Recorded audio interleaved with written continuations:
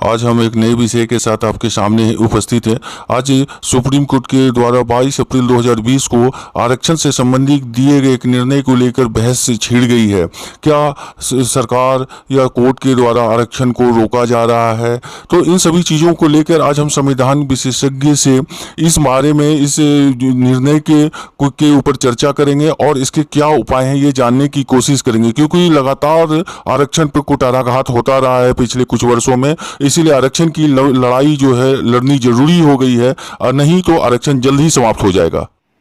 जी नमस्कार। देखिए, आपका जो सवाल है कि सुप्रीम कोर्ट द्वारा हाल ही में दिए गए आंध्र प्रदेश स्टेट के शेड्यूल्ड ट्राइब्स टीचर्स के 100% रिजर्वेशन के विरुद्ध निर्णय पर मेरा व्यू जानने का, तो एक विधिक व्यक्ति होने के नाते मैं आपको बताना चाहूँगा कि सबसे पहले हमें इस केस की पीछे की गहराई में जाना पड़ेगा। देखिए, आंध्र प्रदेश स्टेट को आर्टिकल 371D के तहत एक स्पेशल स्टेटस का दर्जा मिला हुआ है और आंध्र प्रदेश स्टेट के गवर्नर ने सन 2000 में एक सर्कुलर जारी करके इन क्षेत्रों के लिए 100% शेड्यूल्ड ट्राइब्स टीचर्स बनाने की व्यवस्था दी थी, क्योंकि आंध्र प्रदेश स्टेट को स्पेशल स्टेटस और स्पेशल स्टेटस का दर्जा मिला हुआ है और उसके पास स्पेशल प्रोविजंस हैं, स्पेसिफिक पावर्स हैं उस स्टेट के पास, वहाँ के राज्यपाल के पास। तो उन्होंने इस तरह की व्यवस्था अपने इस सर्कुलर के थ्रू की थी, क्योंकि वहाँ के जो शेड्यूल्ड ट्राइब्स एरिया के रेजिडेंट्स हैं उनको अपने डिस्ट्रिक्ट के बाहर दूसरे डिस्ट्रिक्ट में एम्प्लॉयमेंट मिलने का प्रोविज़न नहीं है। इसी सर्कुलर को चैलेंज करते हुए कुछ लोगों ने सुप्रीम कोर्ट ऑफ इंडिया में एक केस फाइल किया, जिसको सुप्रीम कोर्ट ने सन 2002 में अपील एडमिट किया।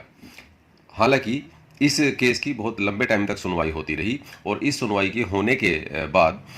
ये कोविड-19 स्टार्ट होने से पहले ही इस केस की सारी सुनवाई पूरी हो चुकी थी, जबकि इसका जजमेंट रिजर्व कर लिया गया था और इस लॉकडाउन के पीरियड में इस जजमेंट को प्रोनाउंस किया गया है। इस केस में आपको समझने वाली बात यह है कि आपको देखना पड़ेगा कि सुप्रीम कोर्ट किस तरह से हमारे कम्युनिटी के लोगों के लिए कहीं ना कहीं गलत तरीके से काम कर रहा है। आपको देखना पड़ेगा कि इस केस में अपोजिट पार्टी ने ना ही तो कहीं भी ये क्लेम किया कि वो शेड्यूल्ड ट्राइब्स हैं, ना ही उन्होंने ये क्लेम किया कि उनको इसका बेनिफिट चाहिए, ना ही उन्होंने कभी भी इस पिटीशन में इस कॉन्स्टिट्यूशनल इशू को उठाया कि वो शेड्यूल्ड कास्ट, शेड्यूल्ड ट्राइब्स की लिस्ट का रिवीजन करवाना चाहते हैं। लेकिन उसके बावजूद सुप्रीम कोर्ट ने इस तरह का डिसीजन दिया। ये ठीक उसी तरीके से है जैसा कि हमने देखा कि पिछले कुछ टाइम पहले 2019 में उत्तराखंड सरकार के एक केस में जस्टिस एल नागेश्वर राव और जस्टिस हेमंत गुप्ता ने पहले भी एक इसी तरह का जजमेंट दिया था, जिसमें उन्होंने कहा था कि रिजर्वेशन एक फंडामेंटल राइट नहीं है, जबकि आप और हम और वो जज साहब भी इस बात को जानते हैं कि फंडामेंटल रूल्स का जो प्रोविज़न है वो कॉन्स्टिट्यूशन ऑफ इंडिया के पार्ट 3 में आर्टिकल 16(4), 16(4)A और आर्टिकल 16(4)B में दिया गया है। इसलिए ये कहीं से भी उचित नहीं है कि वो इस तरह का कहें कि रिजर्वेशन एक फंडामेंटल रूल नहीं है। ठीक उसी तरीके से जैसा कि सुप्रीम कोर्ट ने 92 में मंडल कमीशन की रिपोर्ट को चैलेंज करते हुए इंदिरा साहनी के नाम से जो केस आया था, उसमें सुप्रीम कोर्ट ने कहा था कि रिजर्वेशन कम्युनल नहीं है, ना ही और साथ ही सुप्रीम कोर्ट ने उसमें EWS को रिजर्वेशन देने के लिए मना किया था, यानी जो इकोनॉमिक आधार पर रिजर्वेशन दिया गया है 2019 में, उसको मना किया गया था। हालांकि ये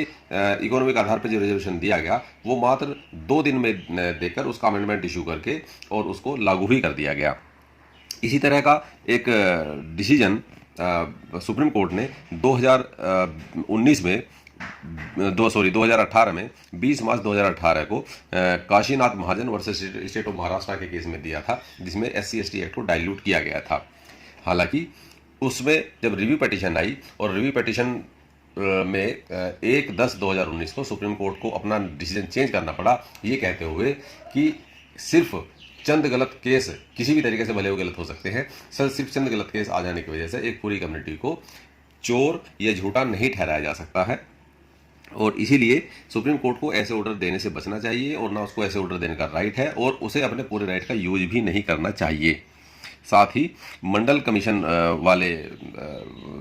केस में भी सुप्रीम कोर्ट को जर्नैल सिंह वाले केस में जो 2019 में हुआ था और बी पवित्रा वाले केस में रिजर्वेशन इन प्रमोशन की व्यवस्था को करके अपने डिसीजन को बदलना पड़ा। देखिए आज की डेट में आप देखेंगे कि लगभग सभी स्टेट्स में 20 से 25% केस जो चल रहे हैं वो वहाँ के कोर्ट में जो केस चल रहे हैं वो रिजर्वेशन इन प्रमोशन से संबंधित हैं, जबकि वहाँ उन पार्टियों को कभी कोई रिलीफ लगभग नहीं मिल रहा है। रिजर्वेशन के हिसाब से आप देखेंगे कि आज तक बैकलॉग वैकेंसी जो है वो पूरी नहीं हो पाई है। SC, ST, OBC किसी भी कैटेगरी का आज तक जो रिजर्वेशन है वो कंप्लीट नहीं कर पाया है। हालांकि सन 2000 में श्री अटल बिहारी वाजपेयी जी की सरकार ने एक व्यवस्था दी थी, एक अमेंडमेंट किया था कॉन्स्टिट्यूशन ऑफ इंडिया में क्लोज 4B के अंतर्गत कि सभी बैकलॉग वैकेंसीज भरी जाएंगी जो आज तक भी पूरी नहीं हो सकी है। जबकि होना ये चाहिए था कि पॉपुलेशन के आधार पर रिजर्वेशन दिया जाना चाहिए था, और इसके बावजूद और इसको करने के बजाय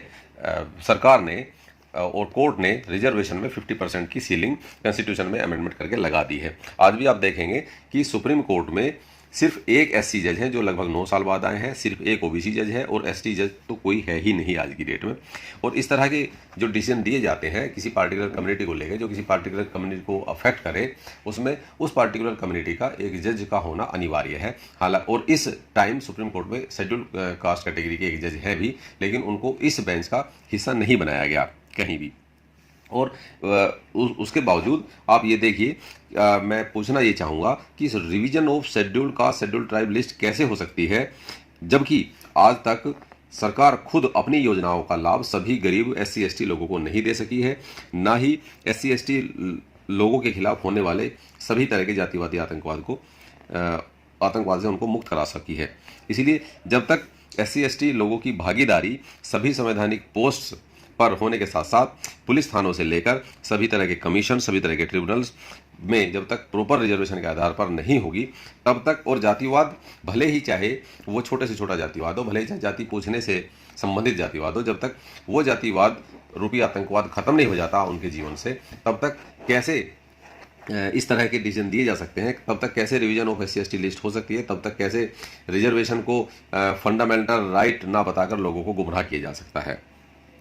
तो तब तक ये संभव ही नहीं है। और दूसरे, सुप्रीम कोर्ट जो कहती है कि SC ST में क्रीमी लेयर लागू होना चाहिए, इसकी समीक्षा होनी चाहिए, तो वो कैसे संभव है, जबकि सुप्रीम कोर्ट को और सरकारों को भी पता है कि क्रीमी लेयर से संबंधित इस तरह के केसेस सुप्रीम कोर्ट में ऑलरेडी पेंडिंग है। आज मेरा सुझाव ये है, और ये समय की ज़रूरत भी है, कि रिजर्वेशन को संविधान की 9वीं अनुसूची में संविधान संशोधन करके डाला जाए, जिससे कि ये इशू हमेशा के लिए खत्म हो जाए। उससे सबसे पहला लाभ ये होगा कि सुप्रीम कोर्ट सहित देश के सभी कोर्ट में चलने वाले रिजर्वेशन इन प्रमोशन से संबंधित और रिजर्वेशन से संबंधित मामले पूरी तरह से खत्म हो जाएंगे, और सभी कोर्ट की पेंडेंसी का भार भी खत्म हो जाएगा। साथ ही सरकार की सिरदर्दी भी खत्म हो जाएगी, जो कि रोजाना आए दिन इस तरह के केसेस का डिसीजन आता है इन लोगों के खिलाफ और उनके खिलाफ एक्शन होता है, तो सरकार की भी उसमें किरकिरी होती है। इसलिए सरकार को भी अपनी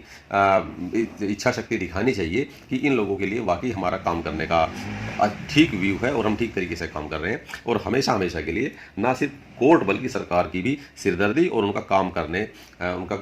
करने के ढंग पर जो पड़ने वाला बोझ है रोजाना का, वो हमेशा के लिए खत्म हो जाएगा। बस यही मुझे कहना है। बहुत बहुत शुक्रिया।